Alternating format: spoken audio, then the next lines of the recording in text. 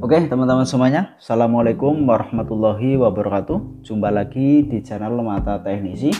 Oke, pada kesempatan kali ini Alhamdulillah Mata Teknisi masih diberi kesempatan dan kesehatan oleh Allah Subhanahu wa Ta'ala untuk bisa membuat konten ya. Nah, di sini Mata Teknisi ingin sedikit berbagi ya cara membaca skema kerusakan kepada HP ya teman-teman. Nah, di sini Mata Teknisi menggunakan software dari Borneo Schematic ya dan Hardware Solution. Nah, jadi kelebihan menggunakan software berbayar seperti ini ya, yaitu ada fitur-fitur tambahan, yaitu seperti ini contohnya Hardware Solution ya, kemudian ada bitmap, lalu yang ketiga ini adalah schematic. Untuk pemula ya, jadi ini untuk pemula di sini dimudahkan dengan Hardware Solution. Nah, Hardware Solution ini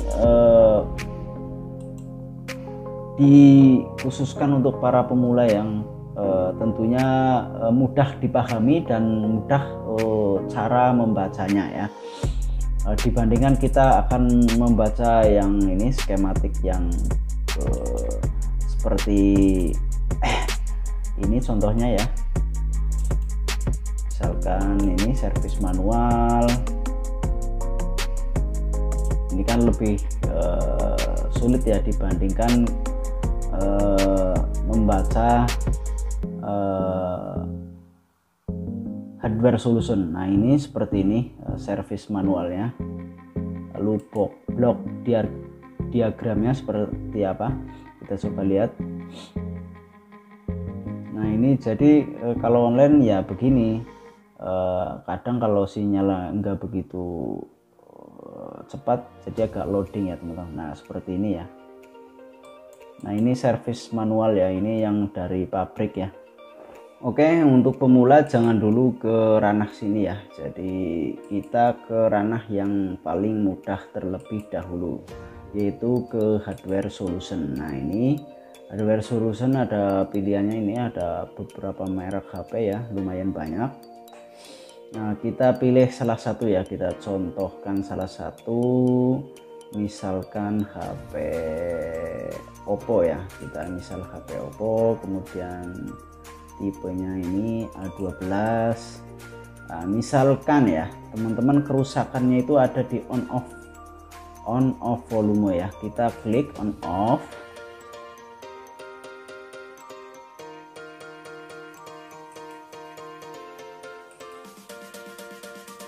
Nah, maka akan keluar tampilan seperti ini. Nah, jadi ini lebih mudah untuk para teknisi yang mungkin pemula ya, seperti Mata Teknisi ini baru belajar ya, jadi lebih dimudahkan dengan video dengan skema kerusakan seperti ini. Nah, di sini ada keterangannya ya, ini warna kuning volume down ya, artinya tombol bawah ya, volume bawah. Nah, ini vol up ya, volume atas atau untuk menaikkan volume. Nah, ini adalah power key yang merah ya, jadi yang merah itu power key. Nah, kemudian cara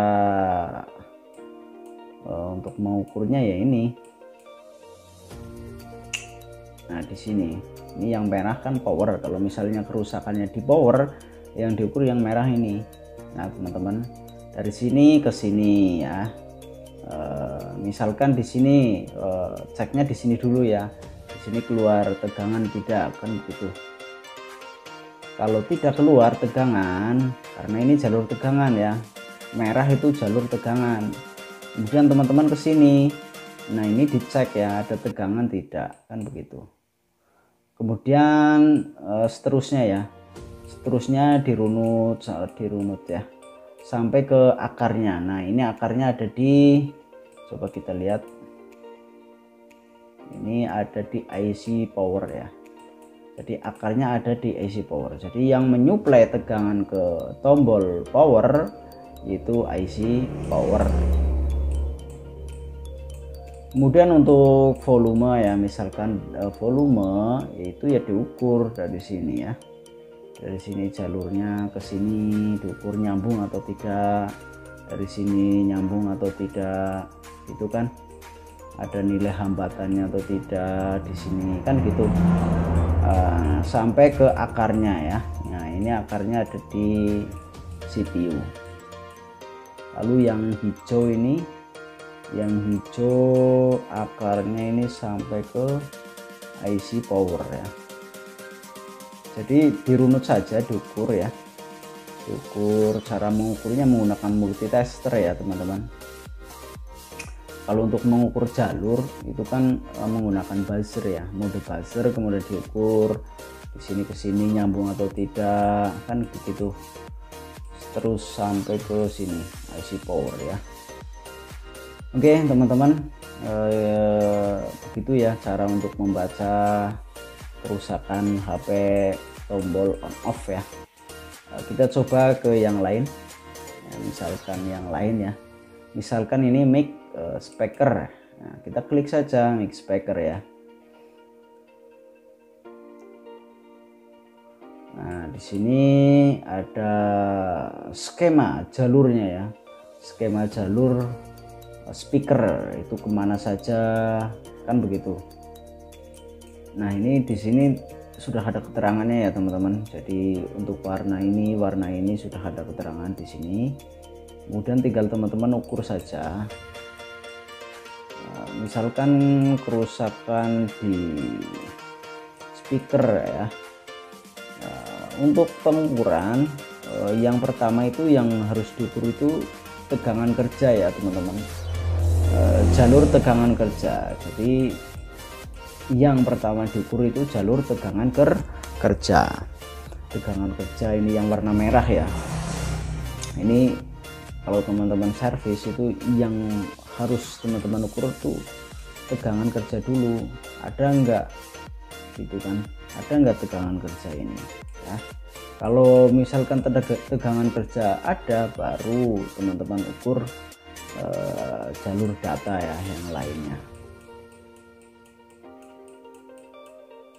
Oke, kemudian kita coba ke misalkan LCD ya, LCD lag, kita coba lihat. Nah ini LCD lag, jalur-jalurnya ya.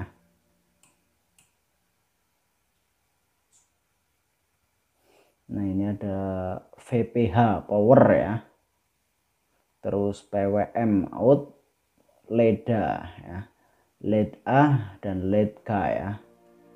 LED A ini anoda dan LED K ini katoda ya. Oke, kita zoom ya teman-teman, kita zoom, nanti akan keluar jalur seperti ini.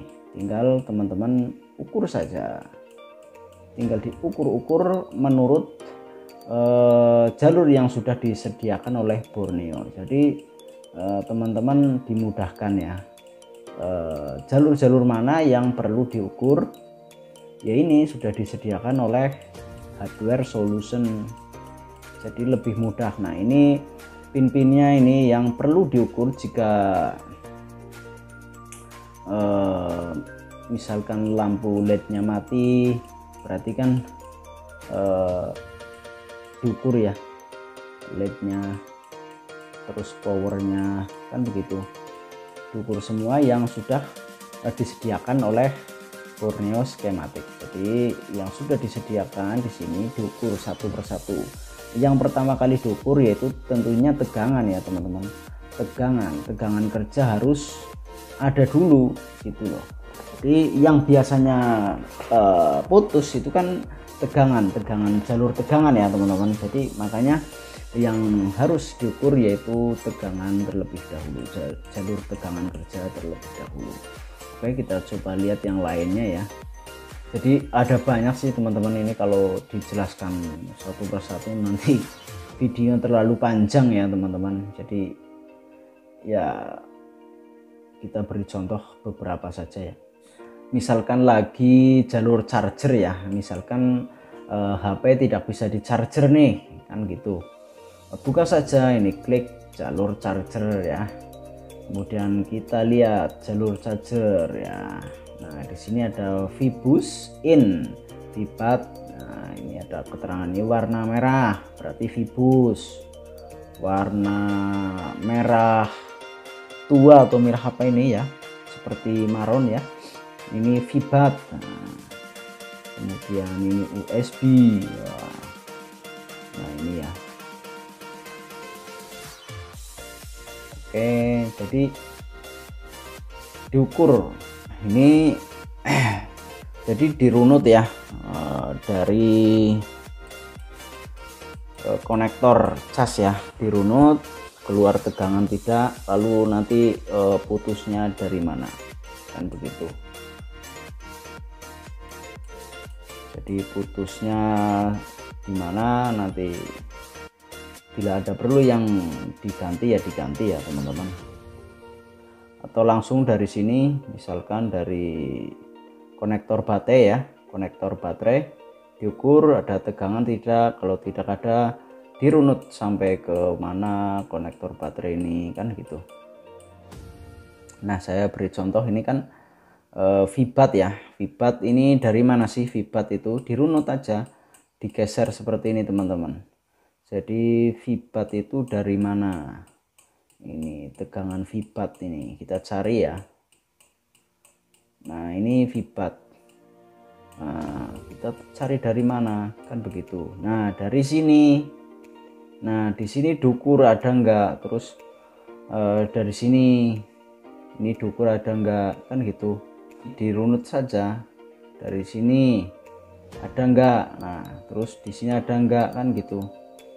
Nah ini sampai ke sini, ini IC cas ini teman-teman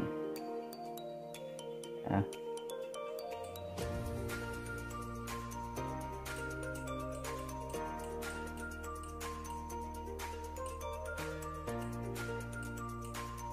Nah ini VBus ya, ini VBus. Setelah masuk ke IC ini, lalu keluar ke sini, masuk ke sini IC ini, kemudian menjadi VBAT ya teman-teman. Nah ini VBAT dari VBus ya, VBus USB in ya. Kita tracking VUSB ini dari mana kan gitu. Nah dari sini teman-teman ya, dari sini. Nah ini adalah konektor penyambung dari mesin bawah. Nah kalau di sini tidak ada, berarti sudah dipastikan yang bermasalah itu jalur fleksibel sampai ke mesin bawah ya. Jadi cek dulu fleksibelnya putus atau tidak kan begitu, lalu cek tegangan di mesin bawah atau pawan casnya ya, dan dirunut sampai ke konektor cas. Jadi nanti akan ketahuan kerusakannya ada di mana. Oke teman-teman, jadi jangan terlalu panjang ya, nanti bisa bosen ya teman-teman. Jadi jangan terlalu panjang, kita lanjut di video berikutnya ya. Bila ada yang request ya silakan teman-teman request mau membuat video apa gitu kan ya, siapa tahu mata tenis ini nggak terlalu sibuk, nanti mata tenis buatkan. Ini untuk video selanjutnya mata tenis akan memberikan tutorial cara membaca bitmap ya. Ini kan ada bitmap juga ini. Nah nanti akan mata teknisi jelaskan ya. Oke teman-teman semuanya, jangan lupa ikutin terus channel Mata Teknisi dengan cara klik tombol subscribe. Jika ada pertanyaan silakan komen di kolom komentar. Terima kasih. Wassalamualaikum warahmatullahi wabarakatuh.